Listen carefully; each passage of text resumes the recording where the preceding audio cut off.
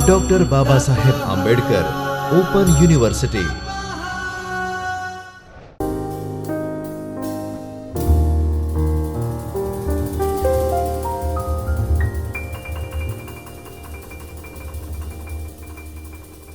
नमस्कार विद्यार्थी मित्रों, मैं Antim Patel, assistant professor library and information science, Jyotirmay Parisar doctor Baba Saheb Ambedkar open university Ahmedabad में आप सबका हार्दिक अभिनंदन करता हूँ। आज हम इस वीडियो लेक्चर सीरीज़ में पेपर 4 लाइब्रेरी कैटलॉगिंग थ्योरी ग्रंथालय सूचीकरण सिद्धांत ब्लॉक 1 में unit 1 library records bibliography and library cataloguing के बारे में चर्चा करेंगे। आज हम इस लेक्चर में पुस्तकालय सूचीकरण के बारे में विस्तार से चर्चा करेंगे। इंट्रोडक्शन। लाइब्रेरी कैटलॉग किसी भी लाइब्रेरी के लिए एक आवश्यक और महत्वपूर्ण उपकरण है। इसे पुस्तकालय में पठन सामग्री के उपयोग की सुविधा के लिए विकसित किया गया है। लाइब्रेरी कैटलॉग एक विशेष पुस्तकालय में उपलब्ध पुस्तकों और अन्य पठन सामग्री की एक सूची है।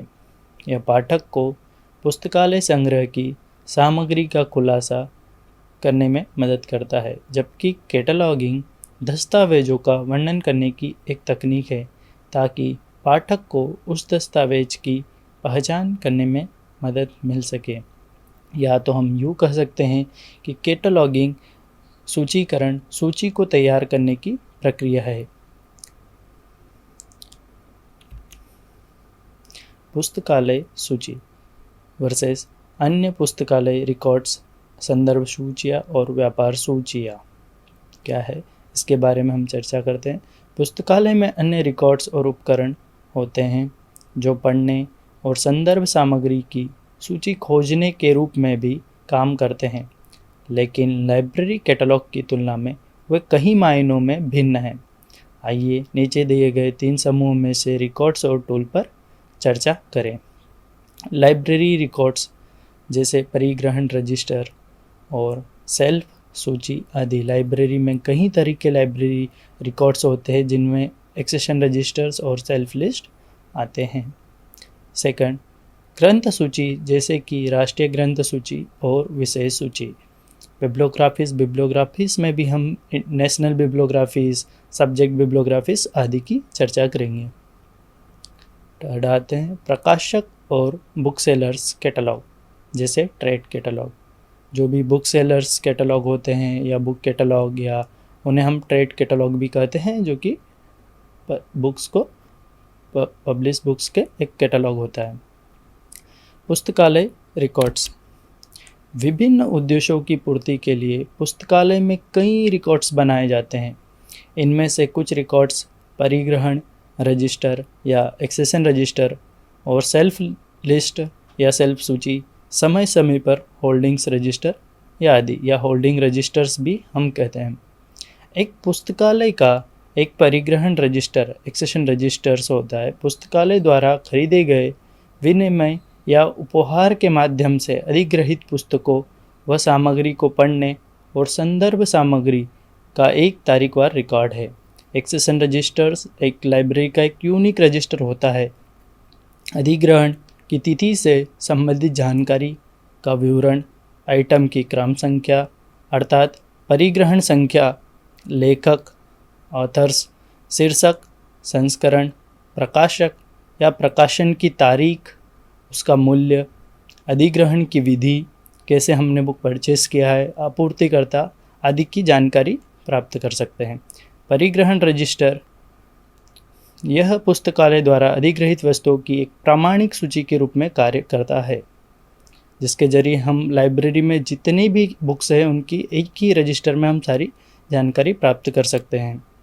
परिग्रहण रजिस्टर पुस्तकालय में आधिकारिक स्टॉक रिकॉर्ड है जो इसके संग्रह का हिस्सा बनने वाले प्रत्येक दस्तावेज के बारे में है। यह एक पठन सामग्री के विवरण के संबंध में आवश्यक क्षेत्र से युक्त एक बाध्य रजिस्टर है। यह रिकॉर्ड पुस्तकालय द्वारा अधिग्रहित प्रत्येक पुस्तक समय समय पर एक पूरा इतिहास देता है कि लाइब्रेरी में कौन सी पुस्तक कब परचेस की गई थी, उसका प्राइस क्या था, उसकी डिटेल्स क्या थी, उसे किस पब्लिशर या किस वेंडर से हमने परचेस किया, उसकी सारी जानकारी हमें एक्सेशन रजिस्टर के द्वारा प्राप्त की जा सकती है। पुस्तकालयों में सामान्य अभ्यास एक एकल रजिस्टर होना है जिसमें सभी प्रकार के दस्तावेजों, चाहे खरीदे गए या उपहार के रूप में या विनिमय के रूप में प्राप्त किए गए हों। लेकिन कुछ पुस्तकालयों में उपहार के लिए अलग अलग परिग्रहण रजिस्टर का उपयोग करने का अभ्यास है। जब कोई पुस्तक वापस ली जाती है तो संबंधित परिग्रहण पर्ची वापस ले ली जाती है या निकासी रजिस्टर के बारे में नोट वापस ले लिया जाता है। यदि कोई उपयोगकर्ता किसी पुस्तक को खो देता है तो परिग्रहण रजिस्टर में दिए गए विवरणों की सहायता से उपयोगकर्ता को भुगतान करने या कॉपी बदलने के लिए कहा जा सकता है। अगर कोई यूज़र या मान लीजिए कि किसी के द्वारा कोई बुक गुम हो जाती है तो वो हम एक्सेशन रजिस्टर की मदद से कि वो बुक का प्राइस क्या है, पब्लिशर कौन था, वो सारी डिटेल्स हम या तो उससे जो हमारा फ़ाइन चार्जेस होता है वो फ़ाइन चार्जेस ले सकते हैं या तो फिर हम उसे कह सकते हैं कि ये बुक इस पब्लिशर के द्वारा आप वापस मंगा लीजिए जिससे कि हमें वो बुक वापस से प्राप्त हो सके। उसमें भी परिग्रहण रजिस्टर सहायता करता है। परिग्रहण रजिस्टर पुस्तकालय सूची से अलग है। ये दोनों अलग अलग है। हालांकि यह दस्तावेजों के सभी ग्रंथ सूची डेटा को भी वहन करता है। इन दोनों में डिटेल्स भी सारी सेम होती है।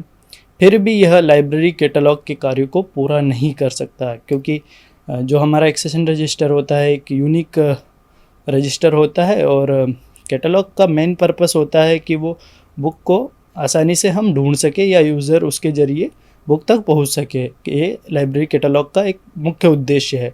बट परिग्रहण रजिस्टर का मेन उद्देश्य है कि हमारे पास लाइब्रेरी में कितनी बुक्स अवेलेबल है उसका एक रिकॉर्ड रख सके। उसके लिए परिग्रहण रजिस्टर यूज़ होता है। सेल्फ सूची, सेल्फ लिस्ट।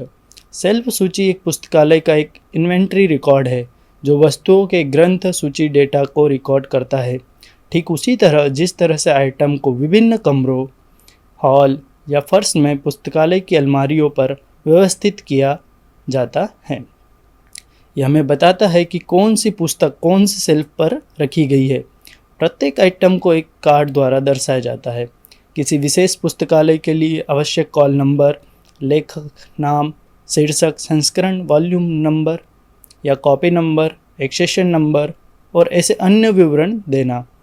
सेल्फ सूची के जरिए हम जैसे ही सूची होता है उसी की तरह हम एक सेल्फ सूची तैयार करते हैं जो कि एक पर्टिकुलर सेल्फ पर कौन सी बुक रखी गई है उसकी हमें जानकारी प्रदान करता है और उसमें भी सेम डिटेल्स फिल की जाती है कि उसका एक्सेशन नंबर क्या है, उसका कॉल नंबर क्या है, कौन ऑथर है, कौन टाइटल है। तो सारी बेसिक डिटेल्स उस सेल्फ लिस्ट में भी आती है। बट ये कैटलॉग से एक भिन्न है, लेकिन इसका कार्य पुस्तकालय की सूची से अलग है। यह लेखक, शीर्षक या विषय द्वारा दृष्टिकोण प्रदान नहीं करता है। इसमें हम ना तो लेखक के द्वारा ना विषय या सब्जेक्ट वाइज नहीं होती सेल्फ लिस्ट, और ये सिर्फ हमें एक सेल्फ वाइज होती है कि इस सेल्फ पे कौन सी किताबें रखी गई हैं या किस अरेंजमेंट में रखी गई है उनकी जानकारी हमें प्रदान करता है। एक परिग्रहण रजिस्टर में आमतौर पर पुस्तक के बारे में निम्नलिखित जानकारी होती है। जैसे कि आप देख रहे हैं ये एक एक्सेशन रजिस्टर की फ़ोटो है जिसमें कि हमें एक डेट दिख रहा है कि पुस्तक में प्रवेश की तिथि, पुस्तक पुस्तकालय में कब आई है उसकी यहाँ पे डेट लिख सकते हैं। सेकंड, परिग्रहण संख्या या उसे हम एक्सेशन नंबर भी कह सकते हैं, जो कि हर बुक का एक यूनिक होता है। एक्सेशन रजिस्टर, अगर हम कोई लाइब्रेरी में 10 बुक्स हैं तो 10 बुक को अलग अलग एक्सेशन नंबर प्राप्त होगा। अगर एक बुक की 10 कॉपियाँ है तो उसके भी 10 अलग अलग नंबर दिए जाएंगे, मतलब एक आइटम पर एक ही नंबर उपलब्ध होता है, तो उसे परिग्रहण संख्या कहते हैं जो यूनिक होती है। शीर्षक, टाइटल में हम टाइटल भी लिखेंगे, सब टाइटल भी, ये सारी डिटेल्स उसमें फिल कर सकते हैं। फिर आता है संस्करण, संस्करण उसके कितने एडिशन्स हैं, 4th एडिशन है या 3rd एडिशन है या 2nd एडिशन है, उसकी जानकारी।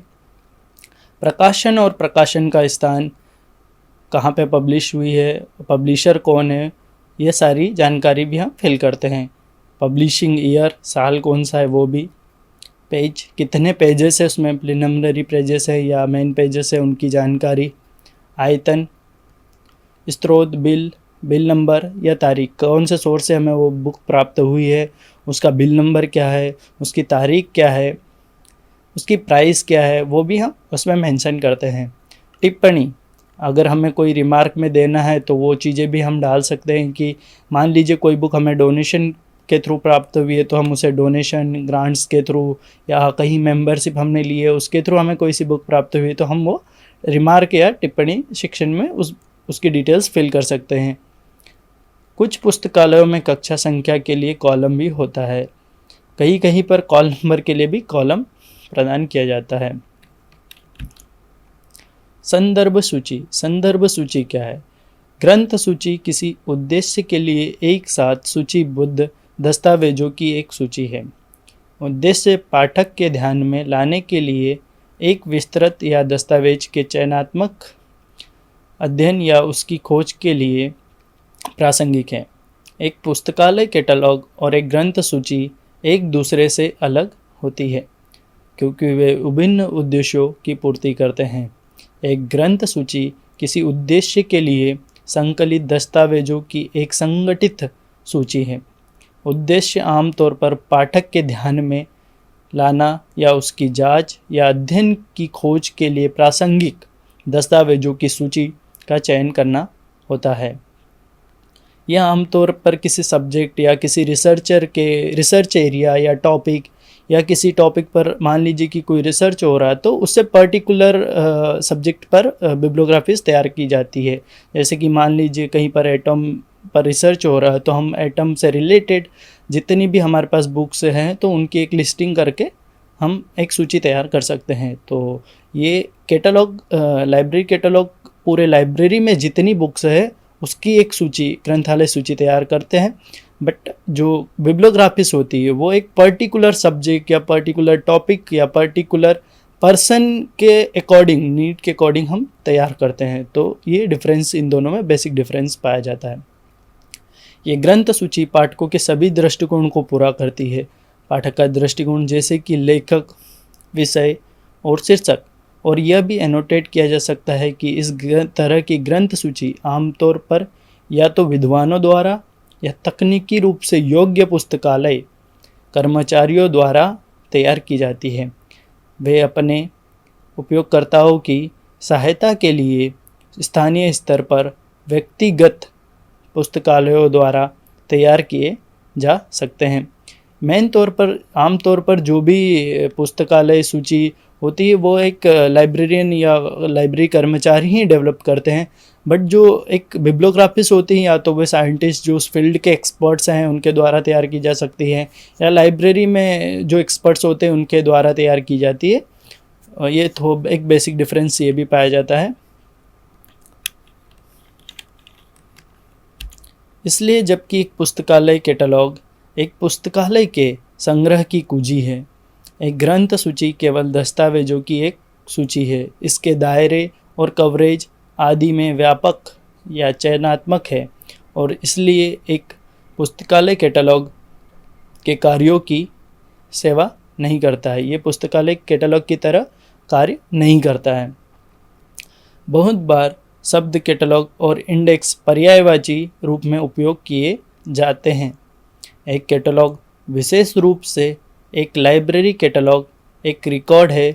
लाइब्रेरी कैटलॉग एक रिकॉर्ड है जो एक लाइब्रेरी द्वारा अधिग्रहित दस्तावेजों का वर्णन करता है, जबकि एक इंडेक्स लेखक, विषय या शीर्षक सूचकांक के माध्यम से कैटलॉग के किसी भी ग्रंथ सूची में प्रवेश प्रदान करता है। लाइब्रेरी कैटलॉग के संदर्भ में आम तौर पर एक कैटलॉग प्रविष्टि और इंडेक्स प्रविष्टि के बीच अंतर को स्वीकार किया जाता है।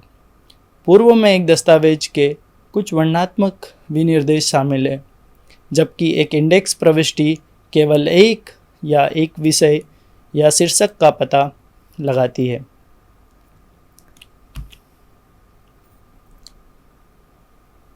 यहाँ पे कुछ एग्जाम्पल्स हैं कि the national bibliography of Indian literature, British national bibliography, ये बिब्लियोग्राफीज के कुछ टाइप्स हैं। व्यापक सूची, व्यापार सूची, प्रकाशकों और बुक सेलर्स समय समय पर कैटलॉग का उत्पादन करते हैं और एक नियमित बिक्री संवर्धन गतिविधि के रूप में पुस्तकालयों को भेजते हैं। ये कैटलॉग या तो मुद्रित रूप में या माइमोग्राफ की हुई सीट के रूप में हो सकते हैं। इनमें आम तौर पर प्रकाशकों के नवीनतम प्रकाशन होते हैं। हालांकि बुक सेलरों के कैटलॉग में विभिन्न प्रकाशकों के प्रकाशन पुराने और नए उनके साथ उपलब्ध होते हैं। इन कैटलॉग को समय समय पर अंतराल में भी संग्रहित किया जाता है ताकि पुस्तकालयों को पुस्तकों में के चयन में सहायता मिल सके।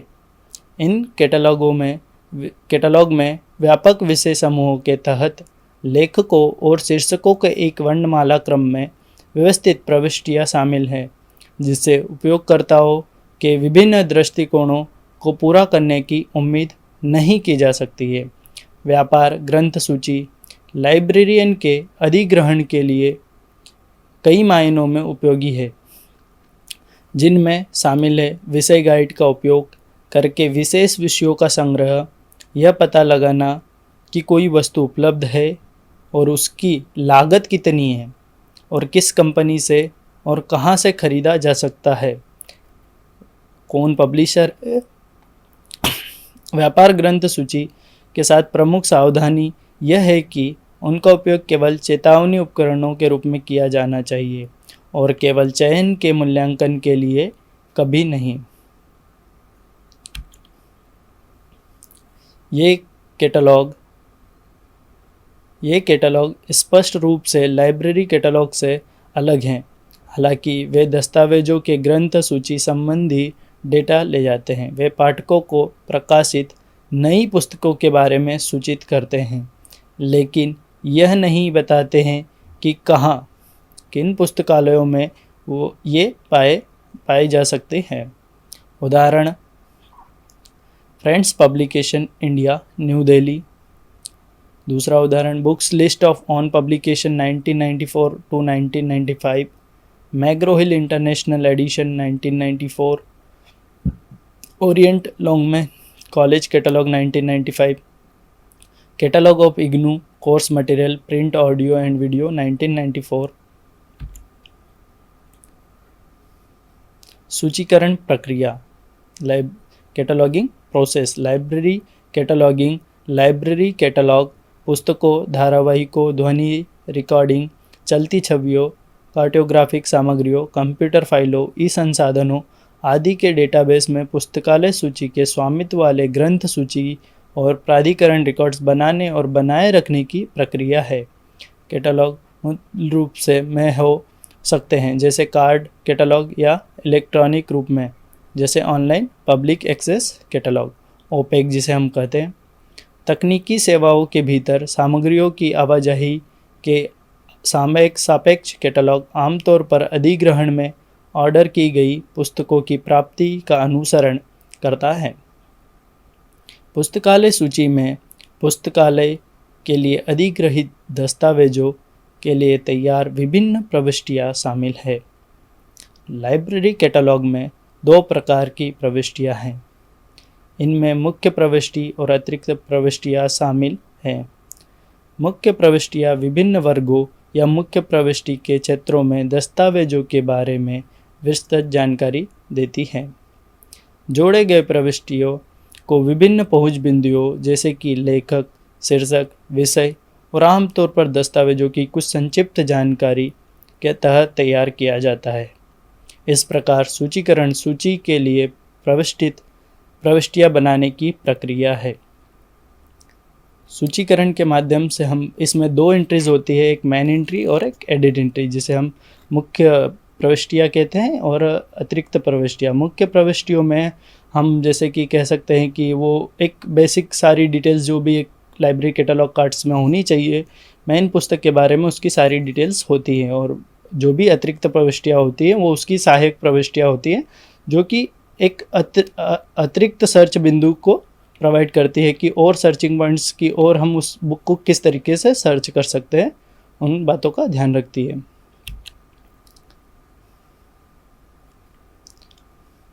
प्रविष्टियों को बनाने के लिए निम्नलिखित कार्य किए जाने चाहिए। फर्स्ट है मुख्य प्रविष्टियों और शीर्ष प्रविष्टियों और मुख्य के वर्गों के साथ साथ जोड़ा प्रविष्टियों की पसंद और प्रतिपादन। हमें मेन एंट्रीज कौन सी होनी चाहिए, एडेड एंट्री कौन सी होनी चाहिए, उन सारी बातों का ध्यान रखना चाहिए। प्रविष्टियों के अनुभागों में जानकारी की रिकॉर्डिंग। जब भी हम कोई एंट्री क्रिएट करते हैं तो उसमें जो भी हम डिटेल्स फिल करते हैं वो जानकारी अच्छे से फिल होनी चाहिए। थर्ड, लेखन की शैली, विराम चिन्ह, पूंजीकरण आदि का निर्धारण। लेखन की शैली, हम कौन सी भाषा में लिख रहे हैं, विराम चिन्ह कहाँ होना चाहिए आदि की एक निर्धारित मतलब उसका एक स्टैंडर्डाइजेशन होना चाहिए।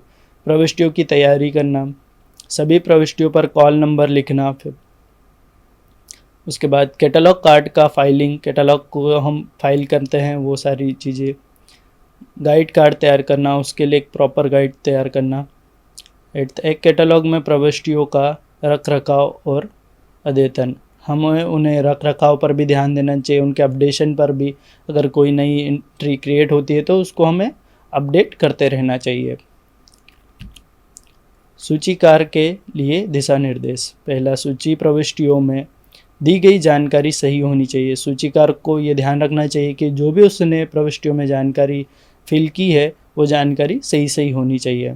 आमतौर पर शीर्षक पृष्ठ सूचना सूची के लिए मुख्य स्रोत है, मतलब जो हमें फर्स्ट पेज या जिसे हम मेन पेज कहते हैं बुक का, वो मुख्य सूचना के लिए सही होता है। शीर्षक पृष्ठ से ही ली गई जानकारी सही ढंग से हस्तांतरित की जानी चाहिए। कभी कभी शीर्षक पृष्ठ के अति प्रवाह में निहित जानकारी जैसे कि प्रस्तावना, पृथक्करण सामग्री की तालिका, परिचय और पाठ का शरीर इत्यादि का उपयोग सूचीकरण प्रयोजनों के लिए भी किया जाता है। आजकल यह जानकारी शीर्षक पृष्ठ के पीछे दी जाती है।